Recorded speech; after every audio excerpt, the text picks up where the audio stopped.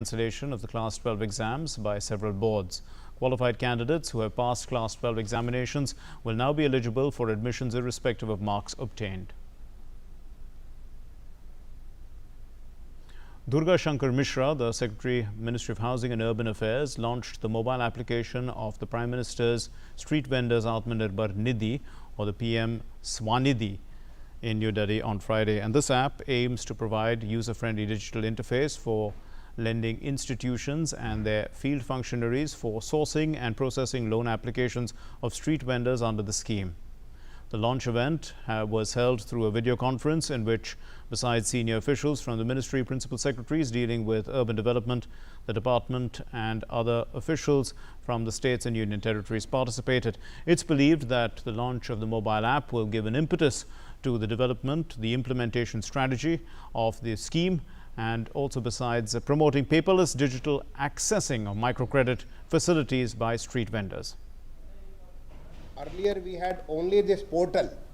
We only had the web portal for administering the complete PM Swanidhi. Now we have this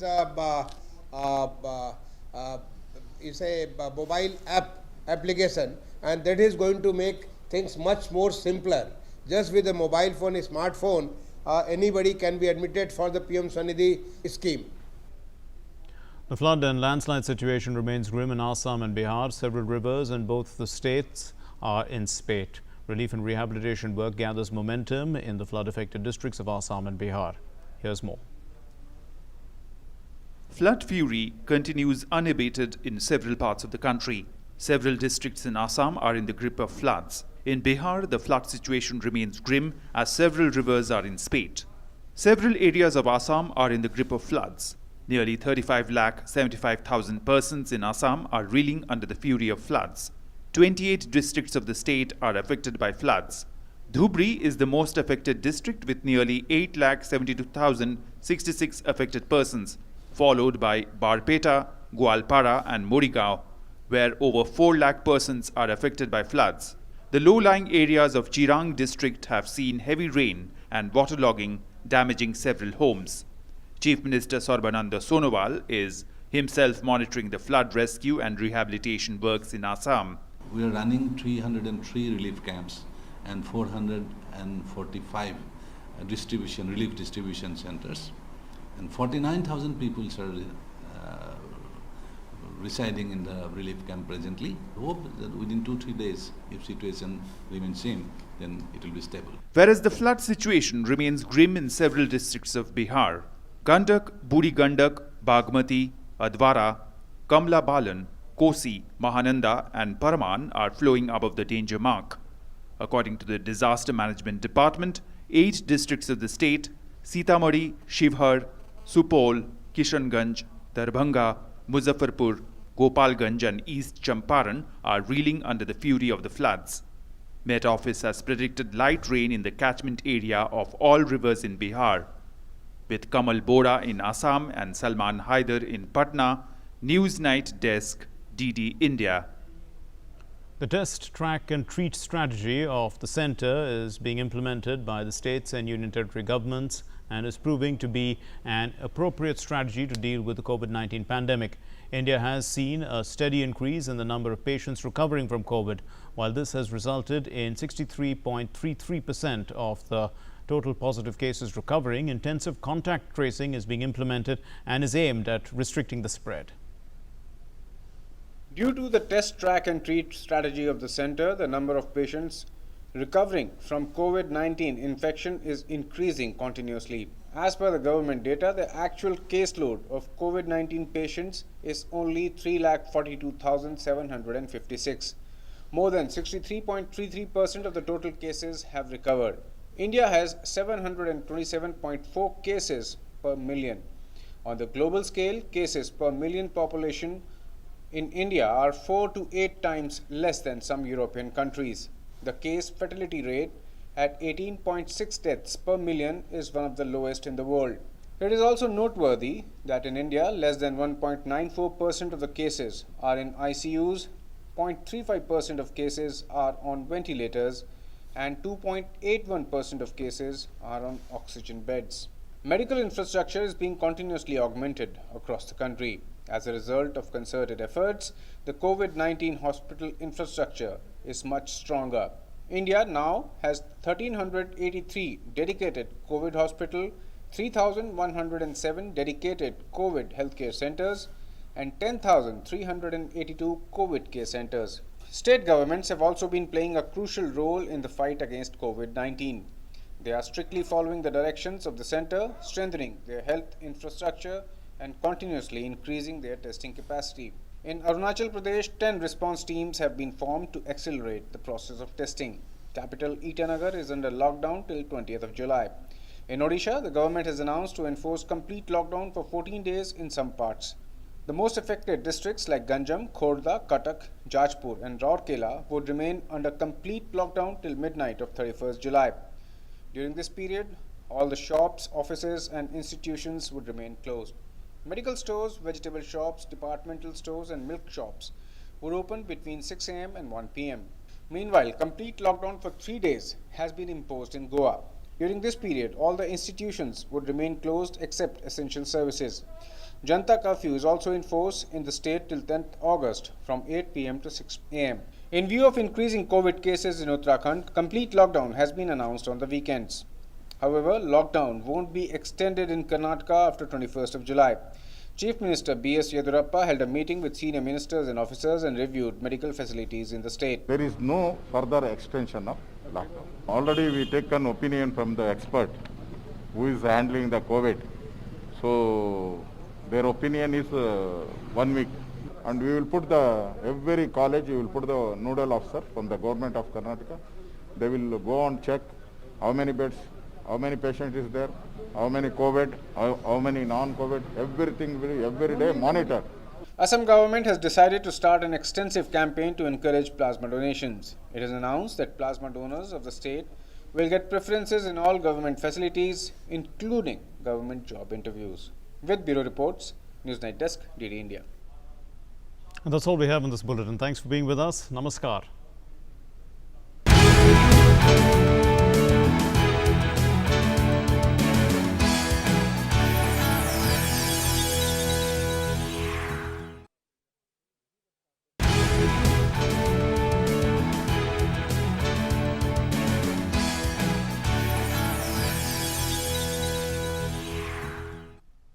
नमस्कार, news night में आप सबका स्वागत है। मैं हूं ममता चोपड़ा। शुरुआत करते हैं हेडलाइंस के साथ।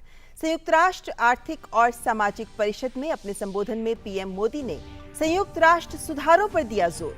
कहा, बहुपक्षवाद में समकालीन दुनिया की वास्तविकताएं प्रतिबिंबित होनी जरूरी। कोविड महामारी को विश्व संस्था का नए स्वरूप में पुनर्जन्म बताया। पर्यावरण संरक्षण के प्रति जताई भारत की अटूट प्रतिबद्धता।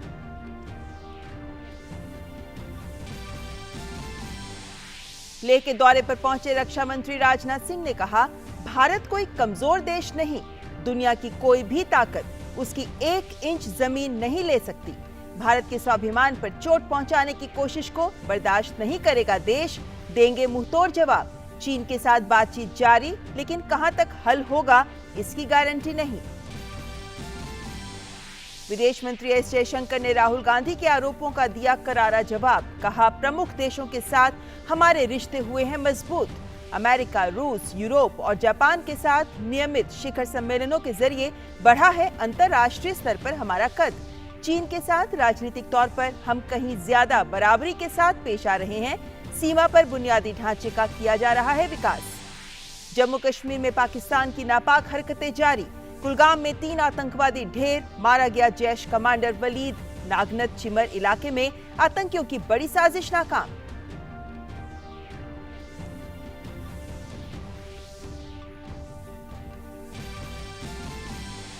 राजस्थान उच्च न्यायालय में कांग्रेस के असंतुष्ट विधायकों की याचिका पर सुनवाई स्थगित। सोमवार को अगली सुनवाई। मंगलवार शाम 5:30 बजे तक विधायकों पर कोई कार्रवाई नहीं कर सकेंगे स्पीकर।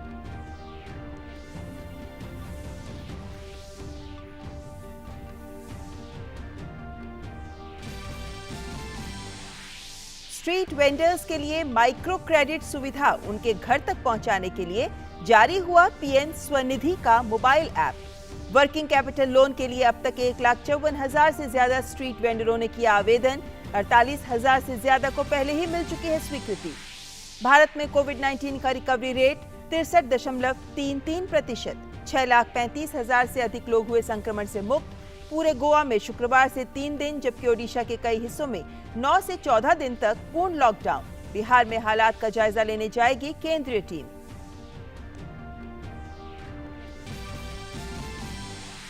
और बिहार और असम में बाढ़ की स्थिति अब भी गंभीर। असम में अब तक बाढ़ और भूस्खलन से 102 लोगों की मौत। बिहार में कई नदियां खतरे के निशान से ऊपर। 8 जिलों की करीब 3 लाख की आबादी बाढ़ से प्रभावित। महाराष्ट्र के कई इलाकों में बारिश।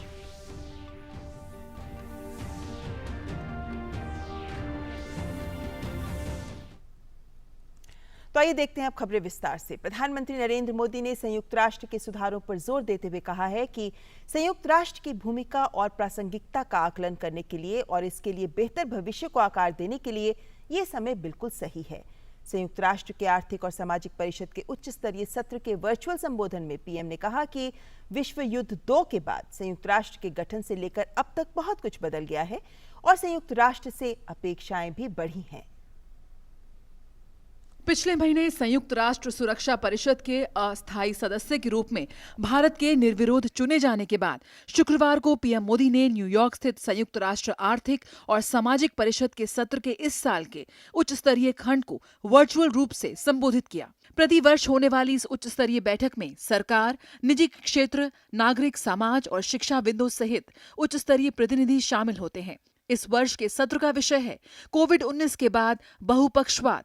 75वीं वर्षगांठ पर हमें किस तरह के यूएन की आवश्यकता है। पीएम ने बहुप्रतीक्षित संयुक्त राष्ट्र सुधारों का आह्वान करते हुए कहा कि बहुपक्षवाद में समकालीन दुनिया की वास्तविकताएं प्रतिबिंबित होना जरूरी है। India firmly believes that the path to achieve sustainable peace and prosperity is through multilateralism.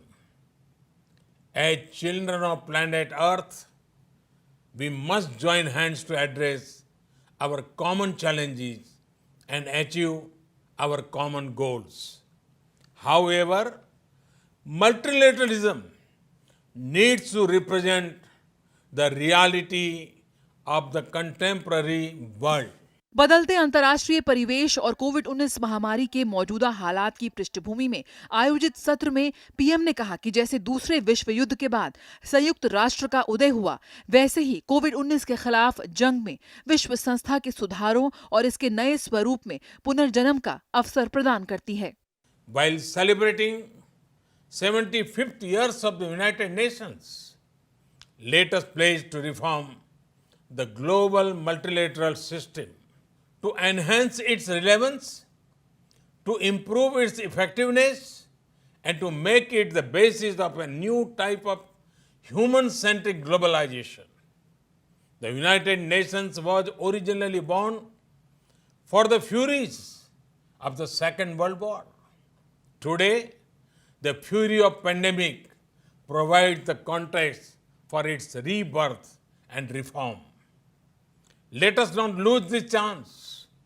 संयुक्त राष्ट्र के साथ भारत के संबंधों के बारे में बात करते हुए पीएम ने याद किया कि कैसे शुरुआत से ही भारत ने संयुक्त राष्ट्र के विकास कार्यों और इकोसॉक का समर्थन किया है। उन्होंने इकोसॉक के शुरुआती अध्यक्ष के रूप में भारत की भूमिका को भी याद किया कि सर रामास्वामी मुदलियर एक भारतीय उद्घाटन सत्र के अध्यक्ष थे। प्रधानमंत्री ने कोविड-19 के खिलाफ लड़ाई पर भी जोर देते हुए कहा कि भारत में इसे एक जन आंदोलन बनाया है और अर्थव्यवस्था को पुनर्जीवित करने के लिए सरकार ने $300 अरब का योगदान दिया है। We have given the highest priority to reach benefits to poor households. We have announced a package of more than $300 billion. It will bring the economy back on track, build modern infrastructure, and put in place a technology-driven system. We have put forward a vision of Atmanirbhar Bharat, a self-reliant and resilient India, integrated with the global economy. प्रधानमंत्री ने पृथ्वी के संरक्षण के लिए भारत के प्रयासों और उपलब्धियों का जिक्र करते हुए पर्यावरण के प्रति भारत की अटूट प्रतिबद्धता का भी उल्लेख किया। While marching forward on the path of development, we are not forgetting our responsibility towards our planet. Over the past few years, we have reduced 38 million tons of carbon emissions annually. This was achieved by electrifying our villages, providing clean cooking fuel to 80 million poor households, and introduction of energy efficient measures. प्रधानमंत्री ने 100% स्वच्छता हासिल करना, लैंगिक समानता, महिला सशक्तिकरण, विभिन्न योजनाओं के माध्यम से वित्तीय सशक्तिकरण, खाद्य सुरक्षा, 2022 तक सभी के लिए आवास जैसे भारत के प्रयास भी रेखांकित किए। News night desk, DD news. रक्षा मंत्री राजनाथ सिंह एक दिन के दौरे पर लद्दाख पहुंचे। राजनाथ सिंह ने लद्दाख पहुंचकर सीमावर्ती इलाकों का दौरा किया और जवानों और अधिकारियों से मुलाकात की और सुरक्षा हालात का भी जायजा लिया। एक अग्रिम सैन्य चौकी पर सेना और आईटीबीपी के जवानों को संबोधित करते हुए रक्षा मंत्री ने कहा कि भारत कमजोर देश नहीं है और दुनिया की कोई भी ताकत उसकी 1 इंच जमीन नहीं ले सकती। भारत माता की जय, भारत माता की जय, भारत माता की जय। पूर्वी लद्दाख में सीमा पर चीन के साथ जारी तनाव के बीच रक्षा मंत्री राजनाथ सिंह जब एक दिन के दौरे पर लद्दाख पहुंचे तो उन्होंने जवानों के साथ काफी वक्त बिताया। सेना के अधिकारियों के साथ रक्षा मंत्री खुद एक राइफल से निशाना लगाते दिखे। राजनाथ सिंह ने पैंगोंग झील के तट पर स्थित लद्दाख के एक अग्रिम सैन्य चौकी पर सेना और आईटीबीपी के जवानों को संबोधित किया। रक्षा मंत्री ने कहा कि भारत अशांति नहीं शांति चाहता है, लेकिन अगर भारत के स्वाभिमान पर चोट पहुंचाने की कोशिश की गई तो मुंह तोड़ जवाब दिया जाएगा। भारत का एक सशक्त नेतृत्व है, फिर नरेंद्र मोदी जैसा प्रधानमंत्री हमको मिला है, फैसला लेने वाला। हम अशांति नहीं चाहते, हम शांति चाहते। हमारा चरित्र रहा है कि हमने दुनिया के किसी भी देश के स्वाभिमान पर चोट पहुंचाने की कभी कोशिश नहीं की।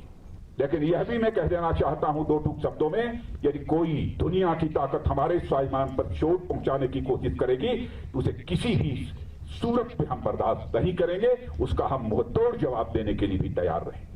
रक्षा मंत्री राजनाथ सिंह 2 दिन के लद्दाख और श्रीनगर के दौरे पर हैं। सीडीएस जनरल बिपिन रावत और थल सेना प्रमुख जनरल एमएम नरवणे भी उनके साथ हैं। यात्रा के पहले दिन राजनाथ सिंह लेह पहुंचे। वहां उन्होंने सीमावर्ती इलाकों का दौरा किया और लुकुंग चौकी पर जाकर भारतीय सेना के जांबाज जवानों और अधिकारियों से मुलाकात की। 15 जून को गलवान घाटी में चीनी सेना के साथ झड़प के दौरान भारत के 20 सैन्य कर्मियों की शहादत का जिक्र करते हुए रक्षा मंत्री ने कहा कि हम अपने जवानों का बलिदान व्यर्थ नहीं जाने देंगे। और मैं ये कहना चाहता हूं कि हिंदुस्तान उनकी शहादत को कभी भूलेगा नहीं। हमारे प्रधानमंत्री जी ने भी आकर 2 टूक शब्दों ने कहा है कि उनकी वह शहादत, उनका वह बलिदान किसी भी सूरत में व्यर्थ नहीं जाएगा। मैं कह सकता हूं कि आप लोगों ने केवल भारत की सीमा की सुरक्षा नहीं की है, बल्कि भारत के 130 करोड़ भारतवासियों के सम्मान की आपने सुरक्षा की है। रक्षा मंत्री ने कहा कि भारत कोई कमजोर देश नहीं है और दुनिया की कोई भी ताकत उसकी 1 इंच जमीन भी नहीं ले सकती। राजनाथ सिंह ने कहा कि पूर्वी लद्दाख में गतिरोध को हल करने के लिए बातचीत चल रही है, लेकिन कहां तक हल होगा इसकी गारंटी नहीं दे सकता। इस समय सीमा के विवाद को सुलझाने के लिए बातचीत का दौर चल रहा है। जो कुछ अब तक की प्रगति हुई है बातचीत की, मामला हल होना चाहिए, लेकिन कहां तक हल होगा अभी इस संबंध में मैं कोई गारंटी नहीं दे सकता हूं। लेकिन मैं इतना यकीन दिलाना चाहता हूं कि भारत की 1 इंच जमीन को भी दुनिया की कोई ताकत छू नहीं सकती है, उस पर कब्जा नहीं कर सकती। लद्दाख दौरे में रक्षा मंत्री ने ऊंचाई वाले एक अग्रिम अड्डे पर सैन्य अभ्यास देखा, जिसमें लड़ाकू हेलीकॉप्टरों, टैंकों के साथ कमांडो भी शामिल हुए। सैन्य अभ्यास में थल सेना और वायुसेना ने क्षेत्र की तैयारियों का प्रदर्शन किया। सैन्य अभ्यास में बड़ी संख्या में कमांडो, टैंक, बीएमपी युद्धक वाहनों, अपाचे, रुद्र और MI-17 V5 हेलीकॉप्टरों ने भाग लिया। जवानों ने रक्षा मंत्री राजनाथ सिंह की मौजूदगी में पैरा ड्रॉपिंग और अन्य करतबों का प्रदर्शन किया। करीब 5 घंटे की यात्रा के बाद राजनाथ सिंह श्रीनगर पहुंचे, जहां वो अलग अलग बैठकों में सुरक्षा स्थिति के बारे में जानकारी ले रही हैं। रक्षा मंत्री दौरे में अमरनाथ यात्रा की तैयारियों की भी समीक्षा कर रही हैं। शनिवार को भी उनका कई कार्यक्रम है, जहां वो सुरक्षा से जुड़े कई कार्यक्रमों में हिस्सा लेंगे। लेह से रमेश चंद्रा और श्रीनगर से सलमान काजी के साथ news night desk, DD news. केंद्र सरकार की विदेश नीति पर कांग्रेस नेता राहुल गांधी द्वारा उठाए गए सवालों का विदेश मंत्री एस जयशंकर ने करारा जवाब दिया। विदेश मंत्री ने राहुल गांधी के वीडियो को रीट्वीट करते हुए कहा, राहुल गांधी ने विदेश नीति पर कुछ सवाल उठाए हैं जिनके जवाब यहां हैं। हमारी प्रमुख भागीदारी मजबूत है। अमेरिका, रूस, यूरोप और जापान के साथ नियमित रूप से अनौपचारिक बैठकें हुई हैं। भारत ने चीन के साथ राजनीतिक रूप से भी संवाद जारी रखा। विश्लेषकों से पूछ लें। अपने अगले ट्वीट में विदेश मंत्री ने लिखा, हम अपने मन की बात अब ज्यादा खुलकर रखते हैं। CPEC, BRI, दक्षिण चीन सागर, संयुक्त राष्ट्र से घोषित आतंकवादियों पर ये सब उदाहरण हैं, मीडिया से पूछें। और एक अन्य ट्वीट में एस जयशंकर ने लिखा, सीमा पर इंफ्रास्ट्रक्चर की पुरानी समस्या को दूर किया। 2008 से 14 के साथ 2014 से 20 की तुलना करें। बजट में 280% तक की बढ़ोतरी की। 32% सड़क निर्माण, 99% पुल और 6 गुना सुरंगों का निर्माण किया। हमारे जवानों से पूछें। साथ ही अपने अगले ट्वीट में एस जयशंकर ने कहा कि हमारे पड़ोसियों के बारे में कुछ तथ्य। श्रीलंका और चीन के बीच हम्बनटोटा बंदरगाह समझौता 2008 में संपन्न हुआ था। मालदीव के साथ संबंध कमजोर हो गए थे। 2012 में राष्ट्रपति नशीद के शीर्ष पर काबिज होने के बाद अब संबंधों में बदलाव है। हमारे व्यवसायों से पूछें। और एस जयशंकर ने कहा कि अफगानिस्तान में पूर्ण परियोजनाओं, सलमा बांध, संसद, विस्तारित प्रशिक्षण और कनेक्टिविटी जैसे काम हुए। अफगानिस्तान के लोगों से पूछो। और पाकिस्तान जिसे आपने छोड़ दिया, निश्चित रूप से एक तरफ बालाकोट और उड़ी और दूसरी तरफ शर्म शेख, हवाना और 26/11 के बीच का अंतर स्पष्ट है। अपने आप से पूछो। तो जाहिर है कि सिलसिलेवार ढंग से विदेश मंत्री ने राहुल गांधी के द्वारा जो सवाल उठाया गया उसका बहुत व्यापक तरीके से जवाब दिया। और फिलहाल यहाँ रुकेंगे एक ब्रेक के लिए। आप बने रहे हमारे साथ, देखते रहे न्यूज नाइट।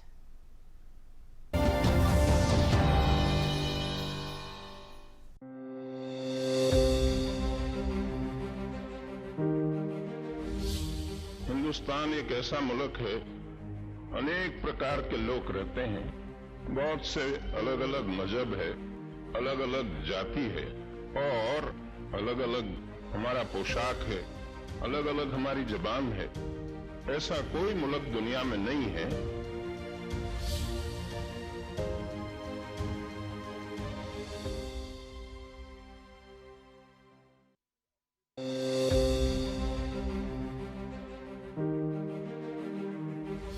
हमारा काम ये है कि हम हिंदुस्तान में कोई भी प्रांत के हैं, हम हिंदुस्तानी हैं और हमारा प्रथम कर्तव्य हिंदुस्तान की हिफाजत, हिंदुस्तान की रक्षा।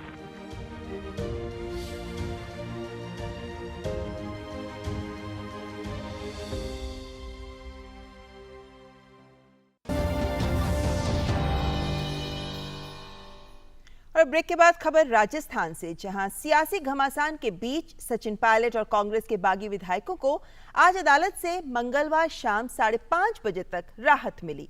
स्पीकर मंगलवार शाम 5:30 बजे तक विधायकों पर कोई कार्रवाई नहीं कर सकेंगे।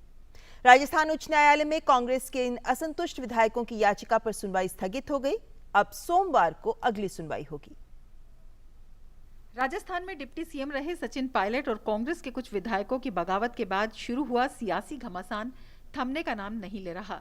सियासी मैदान में जारी संग्राम के बीच अब ये लड़ाई अदालत में भी लड़ी जा रही है। कांग्रेस के असंतुष्ट विधायकों को अयोग्य ठहराने के बारे में विधानसभा अध्यक्ष के नोटिस को चुनौती देने वाली विधायकों की याचिका पर शुक्रवार को राजस्थान उच्च न्यायालय की खंडपीठ ने सुनवाई शुरू की।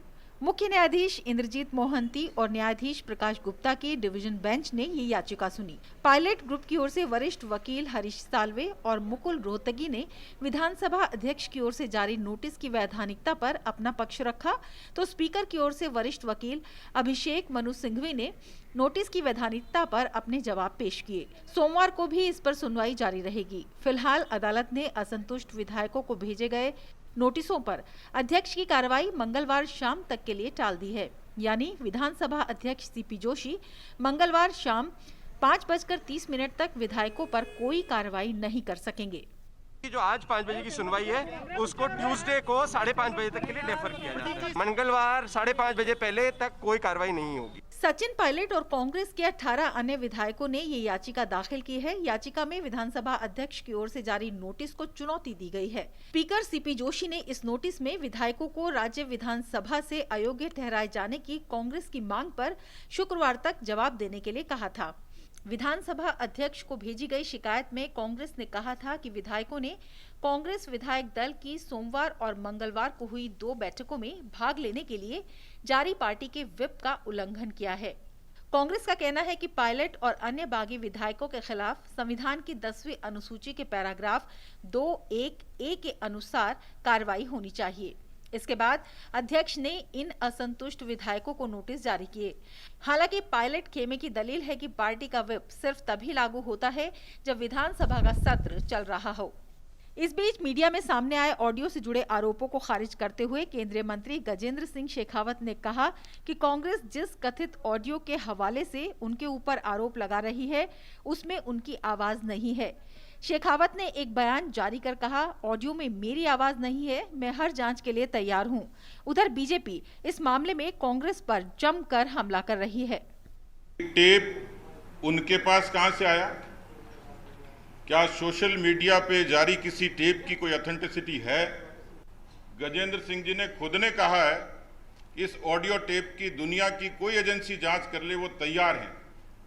इसका मतलब साफ है कि कांग्रेस पार्टी मुखिया और ये पूरी सरकार भारतीय जनता पार्टी की मानहानि करने के लिए इस तरीके के उपक्रम रचती है। फिलहाल आरोपों प्रत्यारोपों के बीच राजस्थान में सियासत जारी है और देखना होगा कि आने वाले दिनों में ये क्या रुख लेती है। जयपुर ब्यूरो के साथ news night desk, DG news. और अब बात बाढ़ की, जिससे सबसे ज्यादा प्रभावित बिहार और असम में बाढ़ की स्थिति अब भी गंभीर है। असम में अब तक बाढ़ और भूस्खलन से 102 लोगों की मौत हो गई है, तो बिहार में कई नदियां खतरे के निशान से ऊपर बह रही हैं। बिहार में 8 जिलों की करीब 3 लाख की आबादी बाढ़ से प्रभावित है।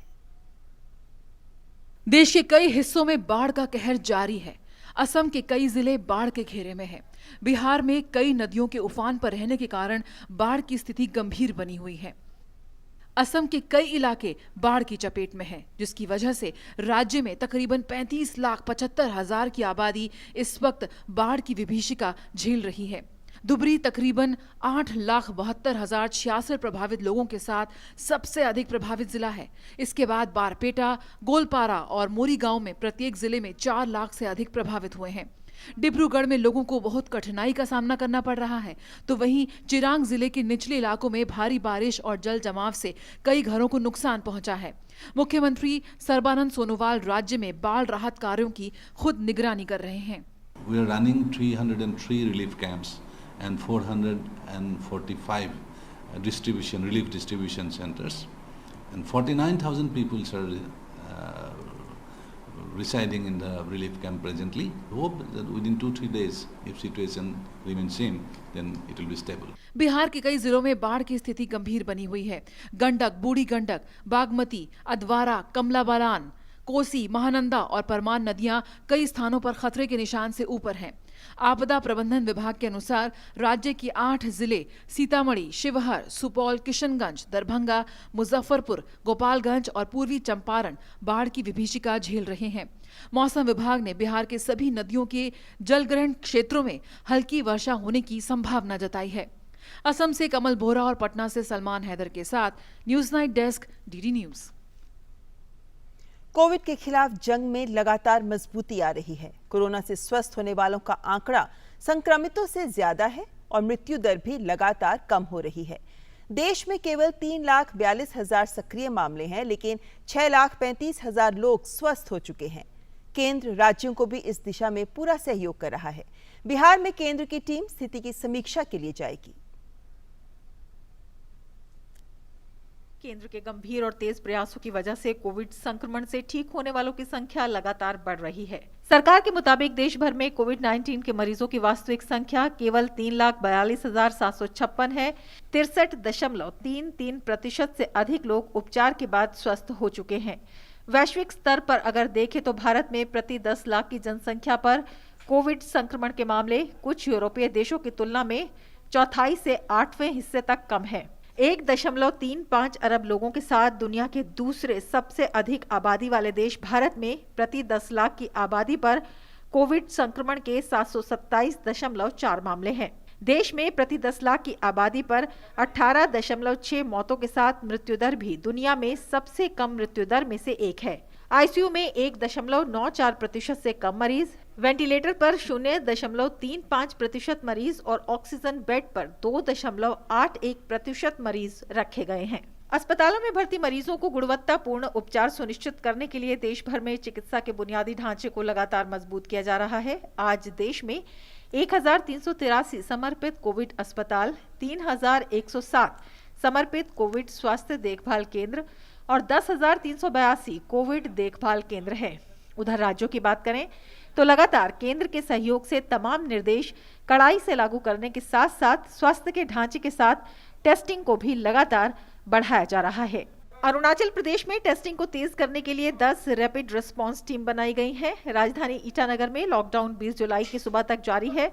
वहीं ओडिशा सरकार ने राज्य के कुछ हिस्सों में 14 दिनों के पूर्ण लॉकडाउन की घोषणा की है। संक्रमण से सबसे ज्यादा प्रभावित खोर्धा, कटक, जाजपुर जिलों में राउरकेला नगर निगम क्षेत्र में 31 जुलाई की मध्य रात्रि तक पूर्ण लॉकडाउन लागू रहेगा।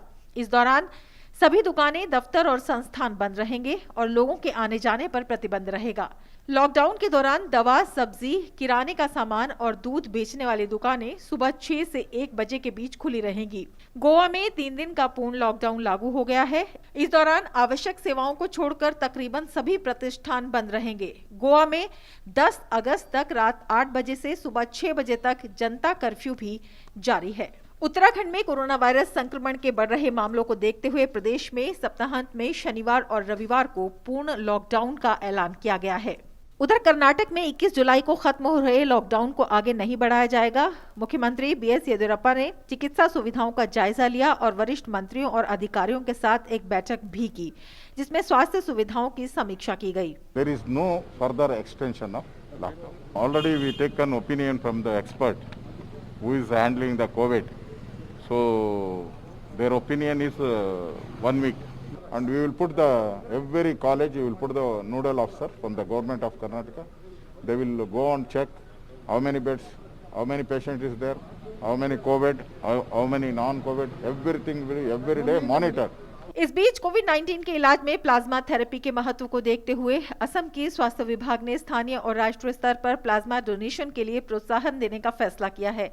असम देश में प्लाज्मा बैंक स्थापित करने वाले राज्यों में अग्रणी रहा है और वो सबसे ज्यादा प्लाज्मा संग्रहण की योजना बना रहा है। इसके लिए स्वास्थ्य विभाग ने प्लाज्मा डोनर्स के लिए कुछ प्रोत्साहन की भी घोषणा की है। ब्यूरो रिपोर्ट्स के साथ news night desk, DD news. आवास एवं शहरी कार्य मंत्रालय ने PM street vendor Atmanirbhar Nidhi यानी पीएम स्वनिधि मोबाइल एप्लीकेशन जारी किया है। इसके जरिए स्ट्रीट वेंडरों के लिए माइक्रो क्रेडिट सुविधा उनके घर तक पहुंचाई जाएगी। ये ऐप डिजिटल प्रौद्योगिकी के उपयोग को बढ़ावा देने की दिशा में एक महत्वपूर्ण कदम है। Earlier we had only this portal. We only had the web portal for administering the complete PM Swanidhi. Now we have this is a mobile application, and that is going to make things much more simpler. Just with a mobile phone, a smartphone, anybody can be admitted for the PM Swanidhi scheme. सरकार ने आत्मनिर्भर Bharat app innovation challenge के तहत प्रविष्टियां देने की समय सीमा बढ़ाकर 26 जुलाई कर दी है। देश भर में स्टार्टअप और तकनीकी उद्यमियों की तरफ से इसमें बढ़ चढ़कर रुचि दिखाए जाने के बाद समय सीमा बढ़ाई गई है। प्रधानमंत्री नरेंद्र मोदी ने विदेशी ऐप पर निर्भरता कम करने के लिए 4 जुलाई को इस प्रतियोगिता की शुरुआत की थी। अब तक इसके तहत भारतीय इकाइयों से विभिन्न श्रेणियों में 2353 प्रविष्टियां आ चुकी हैं। आइए अब देखते हैं देश से जुड़ी कुछ और बड़ी खबरें। जम्मू कश्मीर के कुलगाम इलाके में आतंकियों और सुरक्षा बलों के बीच मुठभेड़ में सुरक्षा बलों ने 3 आतंकियों को मार गिराया है। आईजी कश्मीर विजय कुमार ने कहा कि कुलगाम में मारे गए 3 आतंकवादियों में अभी 2 की पहचान नहीं हुई है। मार गिराए गए जैश-ए-मोहम्मद का कमांडर वलिद आईईडी एक्सपर्ट था और पिछले 1.5 साल से सक्रिय था।